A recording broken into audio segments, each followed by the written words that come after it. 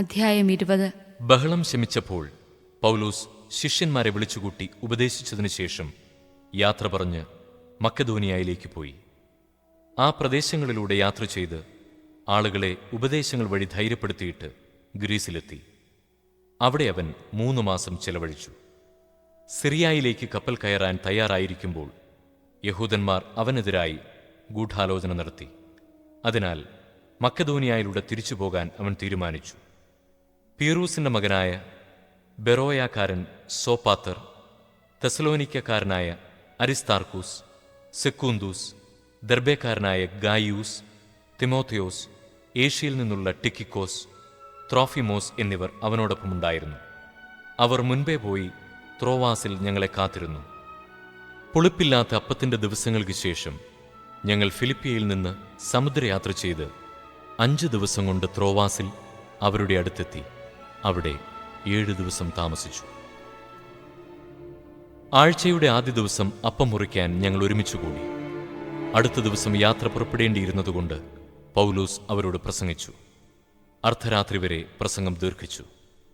ഞങ്ങൾ സമ്മേളിച്ചിരുന്ന മുകളിലത്തെ നിലയിൽ അനേകം വിളക്കുകൾ കത്തിക്കൊണ്ടിരുന്നു. യവുത്തിക്കോസ് എന്നു പേരുള്ള ഒരു യുവാവ് ജനൽപ്പടിയിൽ ഇരിക്കുകയായിരുന്നു.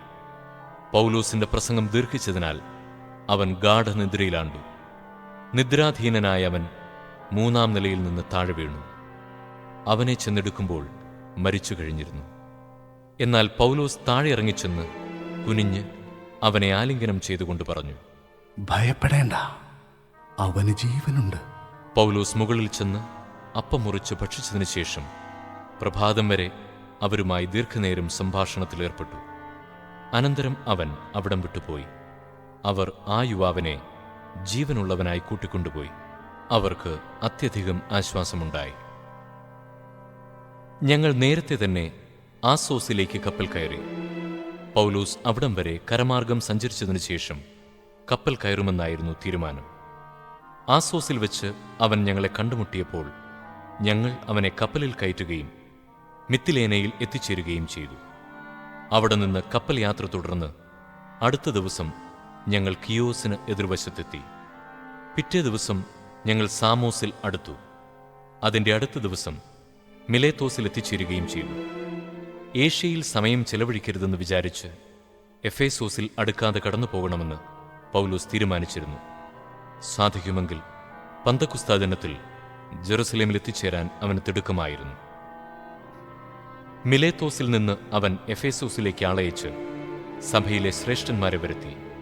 അവർ വന്നപ്പോൾ അവൻ പറഞ്ഞു, ഞാൻ ഏഷ്യയിൽ കാലുകുത്തിയ ദിവസം മുതൽ എല്ലാ സമയവും നിങ്ങളുടെ മധ്യത്തിൽ എങ്ങനെ ജീവിച്ചുവെന്ന് നിങ്ങൾക്കെല്ലാവർക്കും അറിയാമല്ലോ.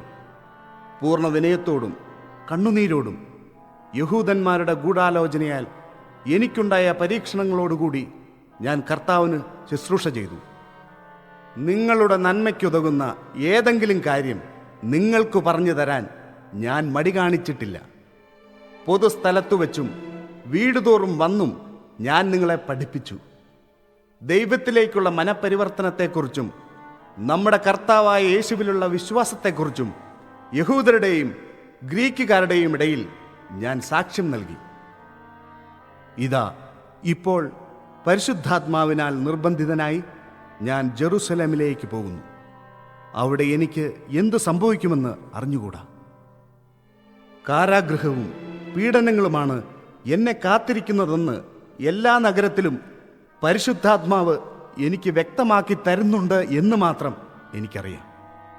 എന്നാൽ എൻ്റെ ജീവൻ ഏതെങ്കിലും വിധത്തിൽ വിലപ്പെട്ടതായി ഞാൻ കണക്കാക്കുന്നില്ല.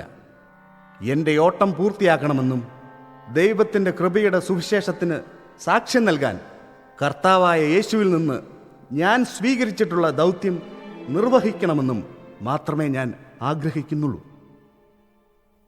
ദൈവരാജ്യം പ്രസംഗിച്ചുകൊണ്ട് നിങ്ങളുടെ ഇടയിൽ ഞാൻ സഞ്ചരിച്ചു. എന്നാൽ ഇതാ, ഇനി ഒരിക്കലും നിങ്ങൾ എൻ്റെ മുഖം ദർശിക്കുകയില്ലെന്ന് ഞാനിപ്പോൾ മനസ്സിലാക്കുന്നു.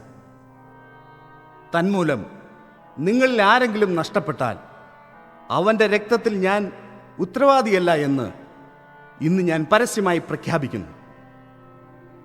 എന്തെന്നാൽ ദൈവത്തിൻ്റെ ഹിതം മുഴുവൻ നിങ്ങൾക്ക് വെളിപ്പെടുത്തി തരുന്നതിൽ നിന്ന് ഞാൻ ഒഴിഞ്ഞു മാറിയിട്ടില്ല.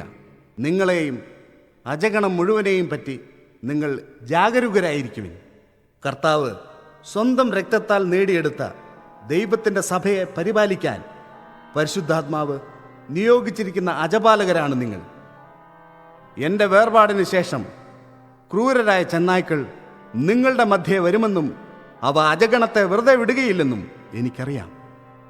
ശിഷ്യരെ ആകർഷിച്ച് തങ്ങളുടെ പിന്നാലെ കൊണ്ടുപോകാൻ വേണ്ടി സത്യത്തെ വളച്ചൊടിച്ച് പ്രസംഗിക്കുന്നവർ നിങ്ങളുടെ ഇടയിൽ തന്നെ ഉണ്ടാകും.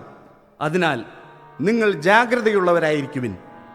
3 വർഷം രാപകൽ കണ്ണുനീരോടുകൂടെ നിങ്ങൾ ഓരോരുത്തരെയും ഉപദേശിക്കുന്നതിൽ നിന്ന് ഞാൻ വിരമിച്ചിട്ടില്ല എന്ന് അനുസ്മരിക്കുവിൻ. നിങ്ങളെ ഞാൻ കർത്താവിനും അവിടുത്തെ കൃപയുടെ വചനത്തിനും ഭരമേൽപ്പിക്കുന്നു. നിങ്ങൾക്ക് ഉത്കർഷം വരുത്തുന്നതിനും സകല വിശുദ്ധരുടെയും ഇടയിൽ അവകാശം തരുന്നതിനും ഈ വചനത്തിന് കഴിയും. ഞാൻ ആരുടെയും വെള്ളിയോ സ്വർണമോ വസ്ത്രങ്ങളോ മോഹിച്ചിട്ടില്ല. എൻ്റെയും എന്നോടുകൂടെ ഉണ്ടായിരുന്നവരുടെയും ആവശ്യങ്ങൾ നിർവഹിക്കാൻ എൻ്റെ ഈ കൈകൾ തന്നെയാണ് അധ്വാനിച്ചിട്ടുള്ളതെന്ന് നിങ്ങൾക്കറിയാം. ഇങ്ങനെ അധ്വാനിച്ചുകൊണ്ട് ബലഹീനരെ സഹായിക്കണമെന്ന് കാണിക്കാൻ എല്ലാ കാര്യങ്ങളിലും നിങ്ങൾക്ക് ഞാൻ മാതൃക നൽകിയിട്ടുണ്ട്. സ്വീകരിക്കുന്നതിനേക്കാൾ കൊടുക്കുന്നതാണ് ശ്രേയസ്കരം എന്ന് പറഞ്ഞ കർത്താവായ യേശുവിൻ്റെ വാക്കുകൾ നിങ്ങളെ ഞാൻ അനുസ്മരിപ്പിക്കുന്നു. ഇത് പറഞ്ഞതിനു ശേഷം അവൻ മുട്ടുകുത്തി മറ്റെല്ലാവരോടും കൂടെ പ്രാർത്ഥിച്ചു. അവരെല്ലാവരും കരഞ്ഞുകൊണ്ട് പൗലോസിനെ ആലിംഗനം ചെയ്ത് ഗാഢമായി ചുംബിച്ചു. ഇനിമേൽ അവർ അവന്റെ മുഖം ദർശിക്കില്ല എന്ന് പറഞ്ഞതിനെക്കുറിച്ചാണ് എല്ലാവരും കൂടുതൽ ദുഃഖിച്ചത്. അനന്തരം അവർ കപ്പലിന്റെ അടുത്തുവരെ അവനെ അനുയാത്ര ചെയ്തു.